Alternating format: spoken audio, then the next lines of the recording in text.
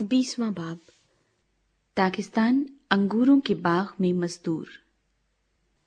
क्योंकि आसमान की बादशाही उस घर के मालिक के मानिंद है जो सवेरे निकला ताकि अपने ताकिस्तान में मजदूर लगाए, और उसने मजदूरों से 1 दिनार रोज ठहराकर उन्हें अपने ताकिस्तान में भेज दिया।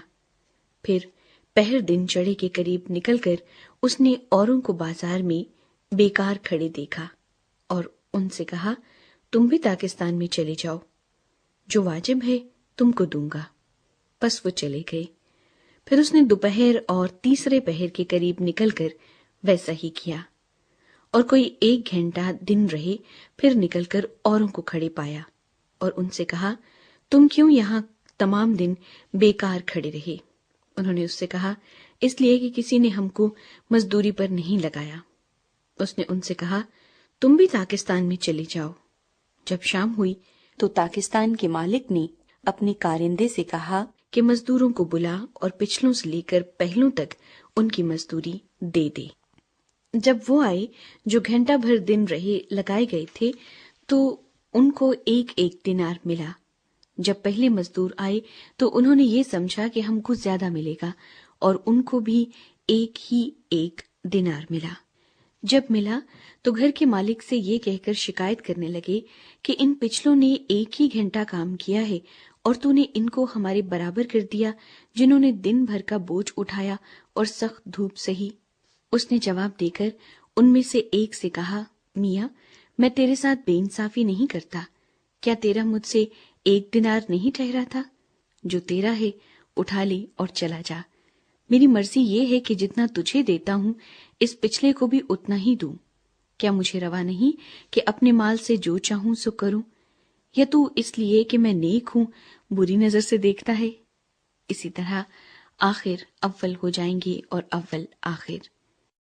यीशु मसीह के मसाइब और मौत का तीसरी मर्तबा बयान। और यरूशलेम जाते हुए यीशु 12 शागिर्दों को अलग ले गया और राह में उनसे कहा, देखो, हम यरूशलेम को जाते हैं और इब्ने आदम सरदार काहिनों और फकीहों के हवाले किया जाएगा, और वो उसके कत्ल का हुक्म देंगे और उसे गैर कौमों के हवाले करेंगे, ताकि वो उसे ठट्ठों में उड़ाएं और कोड़े मारें और मसलूब करें, और वो तीसरे दिन जिंदा किया जाएगा। एक माँ की दरखास्त। उस वक्त जब्दी के बेटों की माँ ने अपने बेटों के साथ उसके सामने आकर सिजदा किया और उससे कुछ अर्ज करने लगी। उसने उससे कहा कि तू क्या चाहती है? उसने उससे कहा, फरमा कि ये मेरे दोनों बेटे तेरी बादशाही में तेरी दाहिनी और बाईं तरफ बैठे। यीशु ने जवाब में कहा, तुम नहीं जानते कि क्या मांगते हो। जो प्याला मैं पीने को हूं, क्या तुम पी सकते हो? उन्होंने उससे कहा, पी सकते हैं। उसने उनसे कहा, मेरा प्याला तो पियोगे, लेकिन अपने दाहिने बाएं किसी को बिठाना मेरा काम नहीं, मगर जिनके लिए मेरे बाप की तरफ से तैयार किया गया उन्हीं के लिए है। और जब 10 ने ये सुना तो उन दोनों भाइयों से खफा हुए, मगर यीशु ने उन्हें पास बुलाकर कहा, तुम जानते हो कि गैर कौमों के सरदार उन पर हुक्म चलाते और अमीर उन पर इख्तियार जताते हैं। तुम में ऐसा न होगा, बल्कि जो तुम में बड़ा होना चाहे वो तुम्हारा खादिम बने, और जो तुम में अव्वल होना चाहे वो तुम्हारा गुलाम बने। चुनाचे इब्ने आदम इसलिए नहीं आया कि खिदमत ले, बल्कि इसलिए कि खिदमत करे और अपनी जान बुतेरों के बदले फिदिये में दे। 2 अंधों को शिफा।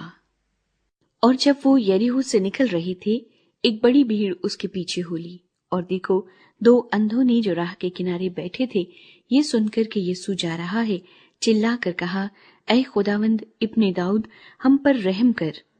लोगों ने उन्हें डांटा कि चुप रहें, लेकिन वो और भी चिल्ला कर कहने लगे, ऐ खुदावंद इब्ने दाऊद, हम पर रहम कर।